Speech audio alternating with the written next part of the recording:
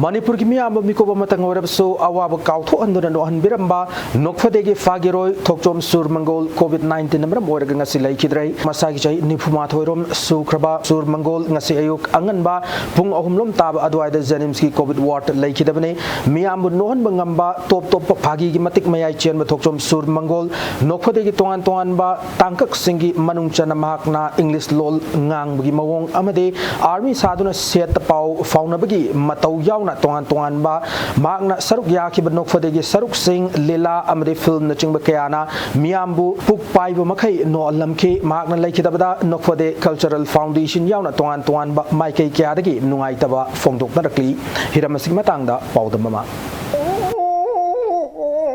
hai bi manu ri bu hai na ko dra hai bu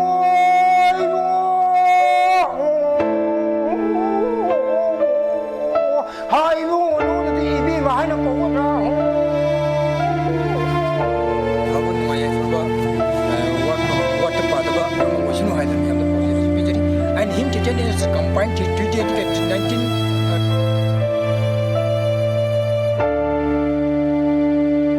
Imong kita pangan kan bami so kana mata sulai dito.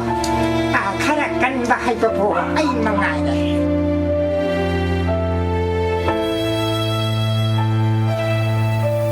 Nokfadi seriousingda Ingrazi yamna toin longanba lablab tabadadi asengba oiravoi adubu achumbadi amatta su yaudaba mahakaduni thokchom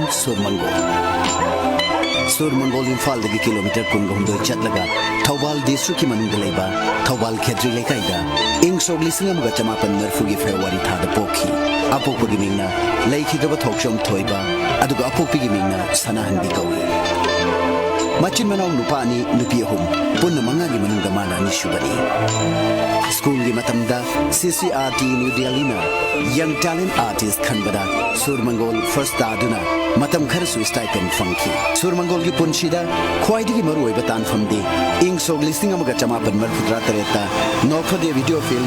volume 5 ki damakta artist gaurakhi baduni khudakta nokfade gi producer director Rohini Kumar da masagi hijebi ucheki Rohini Kumar na penbi raduna Surmangol bu nokfadegi campus cha changhanki video film volume 5 da yawo fangjaki asumna audio cassette tana volume 8 gi hauraga atei makhata ba nokfadegi audio cassette sing da yawki nungshi film lafoi loksing na chingba da su Surmangol yawkhre Kamakya gi Langam Pira Panthoi bigi Anoba Yening Yauna Lilani Pan Mapan da Mahak Sarugyaki Fifa Mamadi Matam Yadabadagi Lila Dagi Tangai Fadana Surmangol Pothaki Celluloid film Mandir Yauna film Ani Ahunda Sumha Kunkre Manipur digital film Aidi Lamlan Bani Lambi Dudai Mairi Nateliglani Lairami Aigi Suyauna Hauzik Fabuda film Kun Muktasu Surmangol Yaukre ꯑꯩꯈꯣꯏꯒꯤ ꯒ꯭ꯔꯨꯞꯁꯤ family ꯗꯧꯅ ꯑꯗꯨꯝ ꯂꯣꯏ ꯂꯩꯕꯅꯤ ꯑꯗ ꯑꯩꯕꯨꯁꯨ ꯑꯗꯨꯝ ꯌꯥꯝ ꯂꯨꯅ ꯇꯧꯈꯤ ꯑꯗꯒꯤ ꯑꯇꯩ ꯂꯩꯔꯤꯕ ꯃꯌꯥꯝ ꯑꯥꯔꯇꯤꯁꯁꯤꯡꯁꯤ ꯃꯆꯤꯟ ꯃꯅꯥꯎꯗꯧꯅ ꯑꯗꯨꯝ ꯂꯣꯏꯅꯔꯒ ꯑꯩꯈꯣꯏꯁꯤ ꯑꯗꯨꯝ ꯂꯥꯛꯄꯅꯤ ꯑꯗ ꯌꯥꯝ ꯁꯤꯟꯁꯤꯌरिꯇꯤꯁꯨ ꯌꯥꯝ ꯋꯥꯡꯕ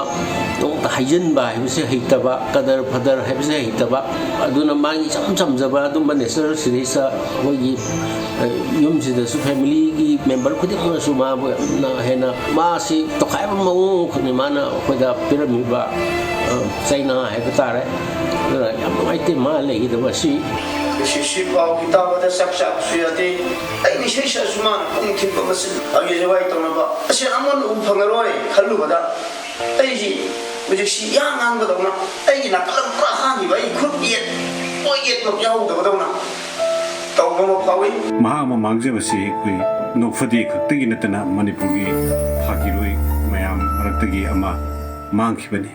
magi mahut sin masih kanan sungam magi family da. Ican pi ani lehori magi loina biga mukoya uhum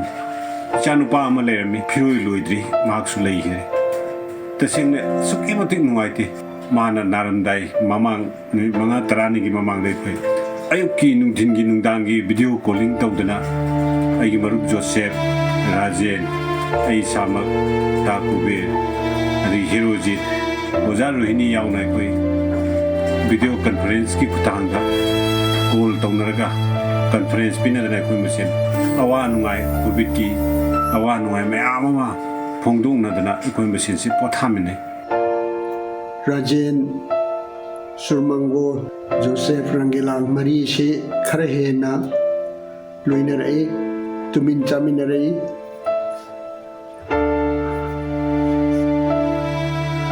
Inaw Surmangol si Amna Tungan ba talent mongon dalay Tukay ba artist singi talent sing sida magi talent si Tungan ba mani Mangon da yauri ba talent si kana ana sumi si mga moy Aduna magumba phagiroy ma Manipur dagi mangkhibase ekoi nokfadegi khaktang amang manataduna Manipur gi oibna achouba miyambu awaba kaya dagi nga haktang nokhanduna potha hanba madi awaba kaya bu nga haktang or su potha haliba phagiroy singi maraktagi naw Surmangol laikidabase angan ba thawa micha ama ken khibugumani adana ei thamjage ꯑꯩꯈꯣꯏꯒꯤ ꯑꯥꯔꯠꯀꯤ ꯂꯝꯗ ꯌꯥꯝꯅ ꯑꯆꯧꯕ ꯃꯦꯟꯈꯠꯄ ꯉꯝꯃꯔꯣꯏꯗꯕ ꯑꯗꯨꯒꯨꯝꯕ ꯃꯥꯡꯖꯕ ꯇꯁꯦꯡꯅ ꯅꯍꯥꯛ ꯁꯨꯔꯃꯪꯒꯣꯜꯗ ꯂꯩꯈꯤꯗꯕꯁꯤ